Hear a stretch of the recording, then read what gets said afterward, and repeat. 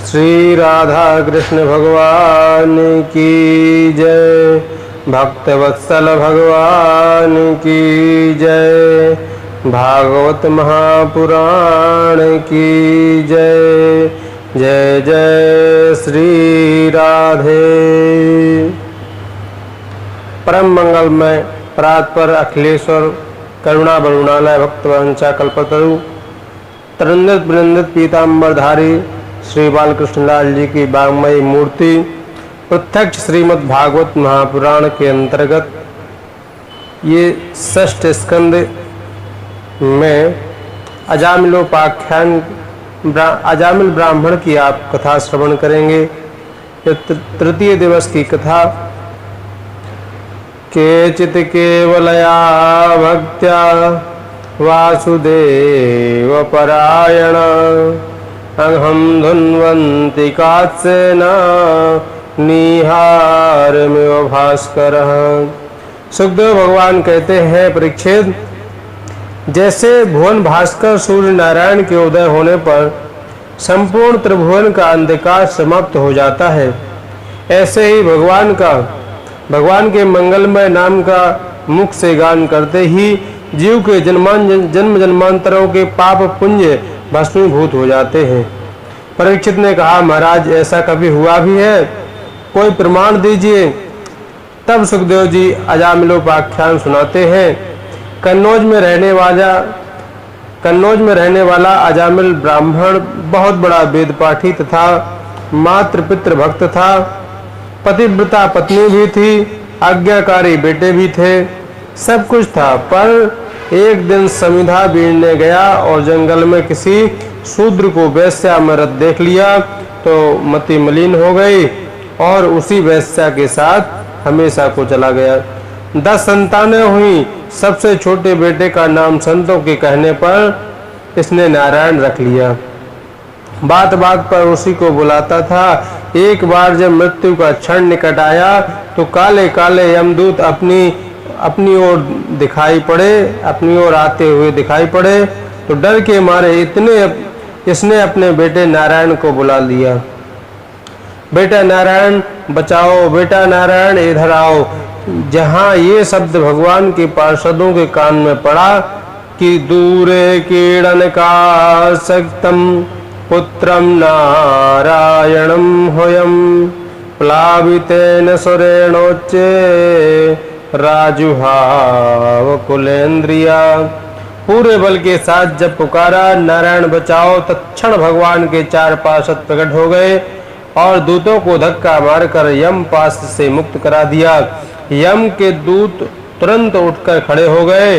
क्यों भैया, तुम 4 चमकीले कहाँ से चले आए? विष्णु दूतों ने कहा, तुम बताओ, तुम काले कलूटे कहाँ से आ गए?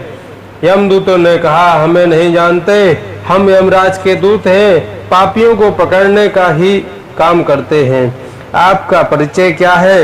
यमदूतों ने कहा, हम भगवान श्रीमन नारायण के दूत हैं। नारायण को पुकारने वालों को लेने हम आ जाते हैं।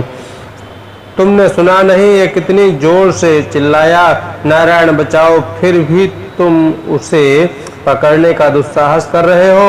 यमदूतों ने कहा, किसी और को पागल बनाओ। तुम्हें मालूम नहीं इसके बेटे का नाम नारायण है? ये तुम्हारे मालिक को नहीं अपितु अपने पुत्र को पुकार रहा था। विष्णु दूतों ने कहा, हमें इससे कोई प्रयोजन नहीं। नारायण नाम हमारे मालिक का है और आज से नहीं, अनादि काल से है। अरे इसके बेटे का नाम नारायण तो 2-4 साल पहले से ही तो रखा होगा, पर हमारे स्वामी का नाम नारायण तो अनादि काल से है। तो बोलो, नाम किसका मानेंगे?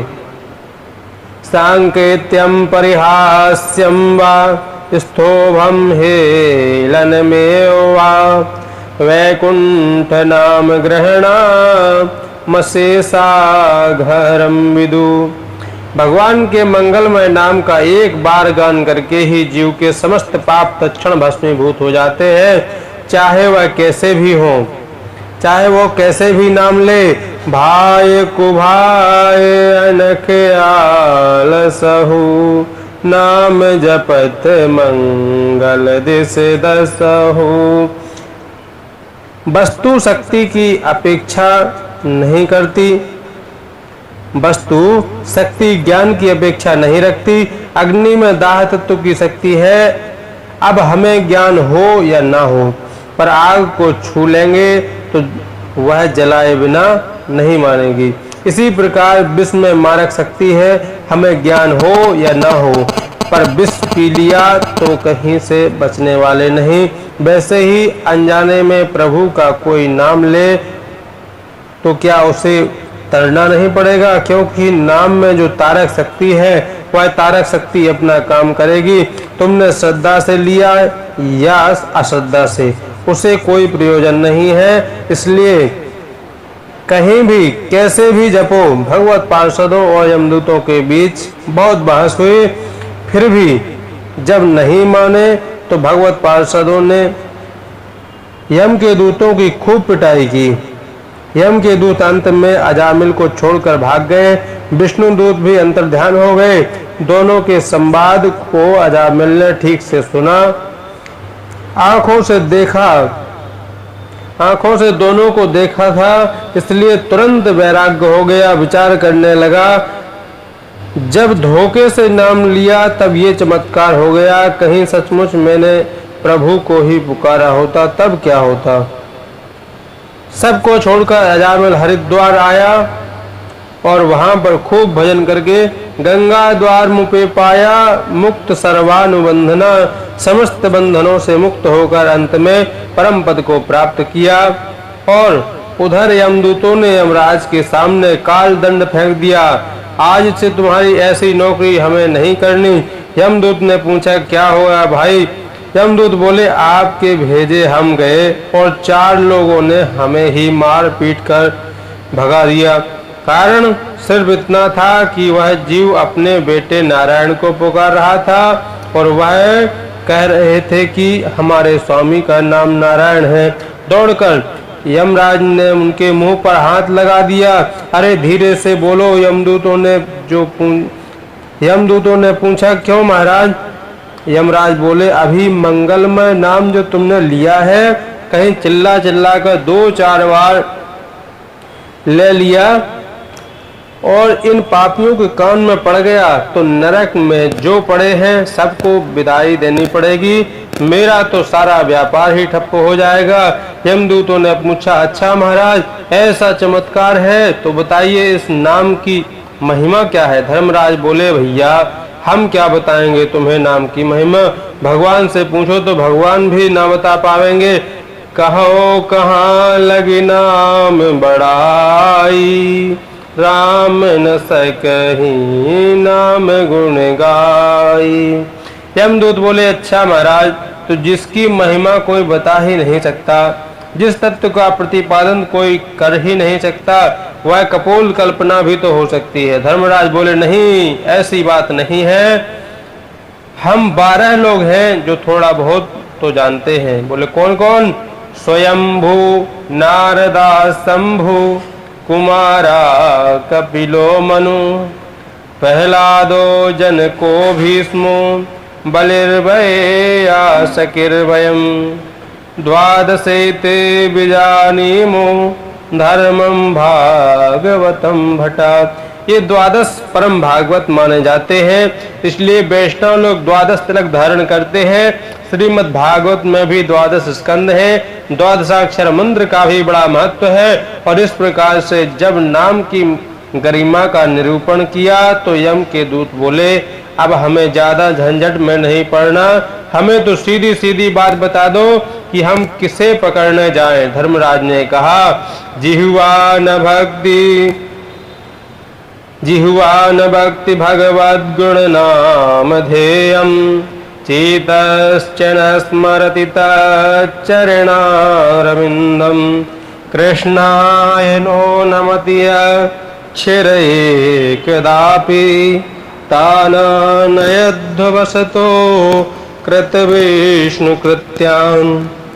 यमराज कहते हैं, जिनकी जिह्वा से हरि का नाम न निकले, जिनका सिर हरि के चरणों में न झुके, जिनका चित्त हरि के चरण कमलों का चिंतन न करे, बस ऐसे लोगों को लाया करो, बाकी किसी को हाथ मत लगाना। सुखदेव जी कहते हैं, परीक्षित, ये कथा मुझे कुंभज अगस्त महर्षि ने मलय पर्वत पर भगवत सेवा में सुनाई थी, जो आज प्रसंगानुसार मैंने तुम्हें सुना दिया। अब तुम ही बताओ, इससे ज्यादा नाम की महिमा और क्या हो सकती है। भागवत संहिता के 6वें स्कंद का नाम है पोषण।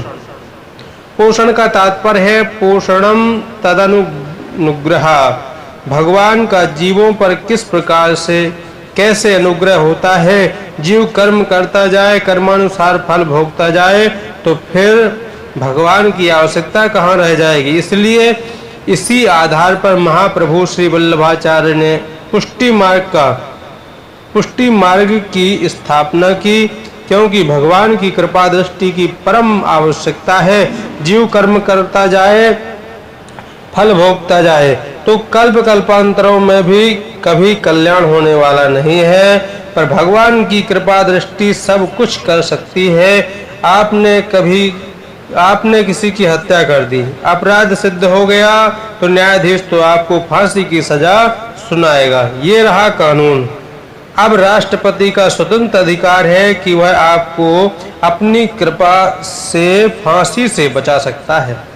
ऐसे ही ठाकुर जी के सारे अधिकार स्वतंत्र हैं, वह जो चाहे सो कर सकते हैं। इसलिए जीव को सर्वथा उनकी कृपा का आश्रय ग्रहण करना चाहिए। अजामिल जैसे पापी धोखे से पुत्र के माध्यम से प्रभु का नाम लिया और भगवान का कृपा पात्र बन गया। ये नाम की महिमा नहीं है, ये नामाभास की करीम महिमा है।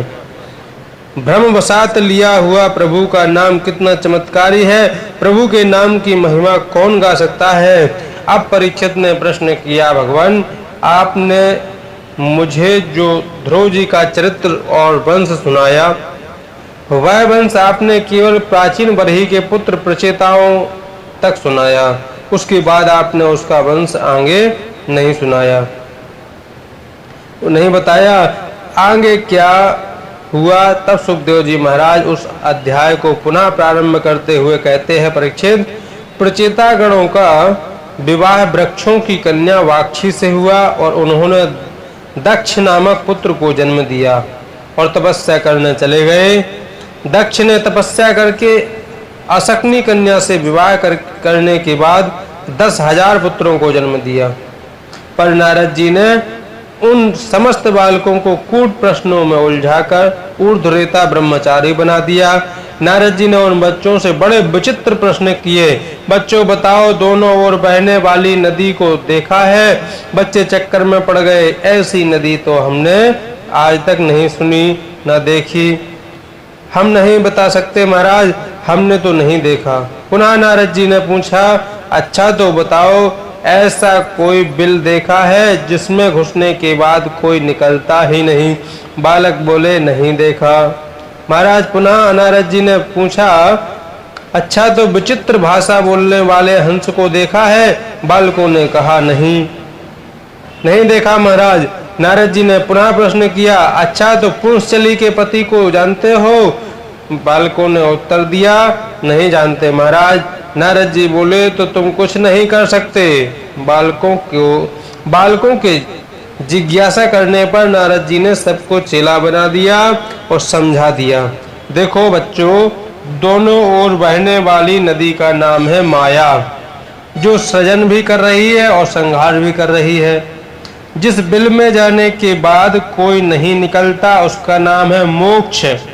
मोक्ष पद पाने के बाद कोई लौटकर थोड़े ही आता है। यद गत्वा न निवर्तन्ते, और विचित्र भाषा बोलने वाले हंस का नाम है शास्त्र। शास्त्र कहते कुछ है, मतलब कुछ और ही निकलता है। पुंसचली माया के पति है माधव। ऐसा सब रहस्य बताने के बाद नारद जी ने सब बालकों को विरक्त कर दिया। दक्ष को पता चला कि मेरे 10,000 बेटा नारद जी की शिक्षा से बाबा बन गए, तो नारद जी पर बड़ा क्रोध आया, पर अपना क्रोध पीकर रह गए। और अब की बार दक्ष ने 10,000 बच्चों को जन्म दिया। नारद जी ने उन्हें भी कूट प्रश्नों में उलझाकर महात्मा बना दिया। अब तो दक्ष के क्रोध का पारा हद से ज्यादा बढ़ गया और स्थिति ये आई कि सामने से ही नारद जी आ गए। फिर क्या था, नारद जी को दक्ष ने हजारों गालियां सुना डाली। अहो असाधो साधु नाम साधु लिंगेन नस्तोया असाध्वा कार्यभरकाणाम भिक्षो मार्ग प्रदर्शिता। दक्ष ने कहा, अरे भिकमंगों का रास्ता दिखाने वाले पाखंडी नारद, तूने मेरे नन्हे नन्हे बच्चों को, जिन्होंने अभी दुनिया भी नहीं देखी, उन्हें तूने बाबा बैरागी बना दिया। जा, मेरा साप है, तस्मात् लोकेषु ते मूढ़ा न भवेत् भ्रमतापदम्। तेरा पैर कभी एक जगह नहीं पर टिकेगा नहीं, तू जगत में ऐसे ही घूमता रहेगा। नारद जी चुपचाप मौन होकर वहां से चले गए। कोई जवाब नहीं दिया और मन में सोचा, अच्छा ही रहा, बाबा को एक जगह टिकना भी तो नहीं चाहिए। ऐसा विचार करके नारद जी चुपचाप चले गए। दक्ष नारद जी की इस सहनशीलता से प्रसन्न हुआ, क्योंकि नारद जी चाहते तो बदले में चाहे जितने श्राप दे सकते थे, पर उन्होंने ऐसा नहीं किया। अब की बार दक्ष ने 60 कन्याओं को जन्म दिया और दक्ष की इन्हीं 60 कन्याओं से संसार का विस्तार हुआ। इन 60 कन्याओं में 13 कन्याएं कश्यप जी को ब्याही गईं। दिति, अदिति, दनु, काष्ठा, सुरसा, इला, ताम्रवर्ती, कद्रु, वनिता आदि ये सब कश्यप जी की पत्नियां हैं। अश्विनी, भरणी, कृतिका, रोहिणी आदि 27 कन्या चंद्रमा को ब्याही। कश्यप जी की दिति नामक पत्नी से दैत्यों का जन्म हुआ। दिति की रचना नामक एक बेटी थी, जिसका विवाह त्वष्टा मुनि के साथ हुआ। इनके 2 बेटा हुए, विश्वरूप और सन्निवेश। विश्वरूप ब्रह्मज्ञानी था और इतना अद्भुत ब्रह्मज्ञानी था कि देवताओं का पुरोहित भी बना। परीक्षित ने पूछा, महाराज, देवताओं के पुरोहित जब बृहस्पति हैं, तब भला विश्वरूप क्यों बने? सुखदेव जी बोले, राजन, एक बार इंद्र अपने दरबार में अप्सराओं का नाच गान देख रहे थे। इतने में उनके गुरु बृहस्पति जी आ गए, तो इंद्र ने गुरु जी को देखते हुए भी अनदेखा कर दिया। उसे लगा कि स्वागत के चक्कर में ये नाच गाने का आनंद किरकिरा हो जाएगा। गुरुजी समझ गए, वाह चेला हमें देखकर मुंह घुमा रहा है। गुरुजी नाराज होकर अंतर्ध्यान हो गए। अब इंद्र ने चारों तरफ बहुत ढूंढा, पर गुरुजी का कोई पता नहीं। देवराज इंद्र ब्रह्मा जी के पास आकर बोले, पितामह, हमारे गुरुजी नाराज होकर चले गए, अब हम क्या करें? ब्रह्मा जी ने कहा, एक काम करो, जब तक गुरुजी प्रसन्न ना हो जाएं, तब तक विश्वरूप के मार्गदर्शन प्राप्त करो। सारे देवता विश्वरूप के पास आए और प्रार्थना की। विश्वरूप ने पहले तो मना किया, अरे भाई पुरोहित, कर्म करने से ब्रह्म तेज क्षीण होता है। हम लोगों का तो एकमात्र धन है शिल्पोक्षवृत्ति, अकिंचनानाम ही धनम श्लोक्षणम। अर्थात खेतों से जब पकी हुई फसल काट ली जाए तो जो 2-4 दाने पड़े रहते हैं, उन्हें बीनकर ले आना, उसे कहते हैं सिला। और जहां अनाज का व्यापार चलता हो, व्यापार जब संपन्न हो जाए, शाम को दुकानें बंद हो जाएं, तो व्यापार से गिरे हुए, इधर उधर बिखरे हुए जो 2-4 दाने पड़े हों उन्हें उठा लिया जावे, तो उसे कहते हैं ओछा। तो खेतों से सिला बीन लाना और दुकानों से बिखरे हुए अनाज के दानों को बीन लाना और उसी के द्वारा उधर भरकर अपना जीवन यापन करना, ये सबसे सर्वोत्तम पावन पवित्र वृत्ति मानी जाती है। जो वीतराग महापुरुष होते हैं वह इसी से ही अपनी जीविका चलाते हैं। अरे जीवन निर्वाह के लिए भी तो कुछ चाहिए, और इतने में जीवन निर्वाह हो जाता है, तो ये विशुद्ध वृत्ति मानी जाती है। विश्वरूप बोले, हमें कुछ कामनाएं है नहीं, इसलिए हम पुरोहित कर्म ही नहीं करेंगे।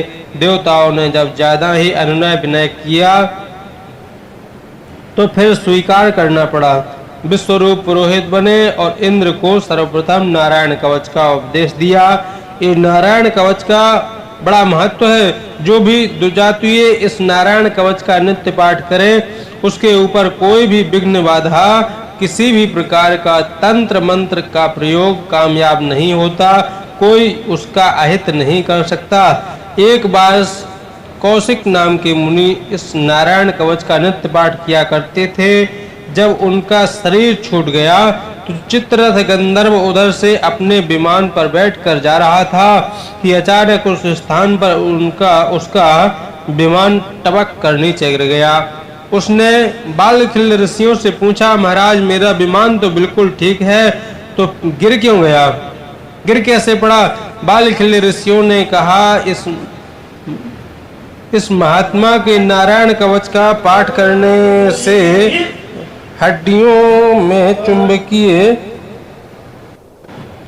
नारायण कवच का पाठ करने से हड्डियों में चुंबकीय शक्ति आ गई है। इसलिए जब तक इस महात्मा की अस्थियों को जल में प्रवाहित नहीं करोगे तब तक तुम्हारा विमान उड़ने वाला नहीं है। चित्ररथ आश्चर्यचकित रह गया कि मरने के बाद महात्मा की हड्डियां ही खींच कर पटक लेती हैं। बालखिल्य वचनादस्थिन्यादाय विस्मृता। अब विश्वरूप ने देवताओं की शक्ति बढ़ाने के लिए बड़ा भारी यज्ञ करवाया, परंतु जोर जोर से नाम तो देवताओं का लेकर आहुति देते हैं और धीरे से दैत्यों के नाम की भी आहुति डालते हैं, क्योंकि दैत्य इनके मामा जी लगते हैं। इंद्र को क्रोध आ गया कि गुरुजी गड़बड़ कर रहे हैं। विश्वरूप के 3 सिर थे तो इंद्र ने तलवार उठाई और गुरुजी के तीनों सिर काट दिए। अब इंद्र को तो ब्रह्म हत्या लग गई। तब इंद्र ने उस ब्रह्म हत्या को 4 भागों में बांट दिया। पहला भाग पृथ्वी को दिया जो ऊसर भूमि के रूप में है, दूसरा भाग जल को दिया जो झाग के रूप में है, तीसरा भाग वृक्षों को दिया जो गोंद के रूप में है, और चौथा भाग स्त्रियों को दिया जो रज के रूप में है। 4 लोगों में ब्रह्म हत्या बांटकर इंद्र तो बच गए, परंतु त्वष्टा को क्रोध आ गया कि मेरे पुत्र विश्वरूप को पहले तो गुरु बना लिया और बाद में अपना कार्य सिद्ध करके उसकी हत्या कर दी। इंद्र को छोड़ूंगा नहीं। इंद्र सन्नो विवर्धस्वा माचिरम जहि द्विश्वसम। इंद्र को मारने की भावना से बड़ा भारी यज्ञ किया गया, परंतु यज्ञ में थोड़ी सी मंत्र त्रुटि हो गई, जिससे फलस्वरूप उस यज्ञ कुंड से वृत्तासुर नामक एक बड़ा भारी असुर पैदा हो गया। तुष्टा से इंद्रवध का आदेश पाकर वृत्तासुर चल पड़ा। वृत्तासुर का भीम का शरीर देखकर सारे देवता घबरा गए। भागते भागते भगवान की शरण में पहुँचे तो प्रभु ने कहा, भाई एक ही उपाय है, दधीचि मुनि की हड्डियों से वज्र का निर्माण होवे तो उस वज्र से ये असुर मरेगा। तब तो सारे देवता महर्षि दधीचि की शरण में गए। दधीचि मुनि ने देखा तो पूछ लिया, अरे भाई देवताओं कैसे आना हुआ? सभी देवता हाथ जोड़कर बोले, महाराज आप जैसे संतों का तो जीवन ही परमार्थ के लिए होता है। हम आपसे आपकी हड्डियां मांगते हैं, हमें अपनी अस्थियां प्रदान करो।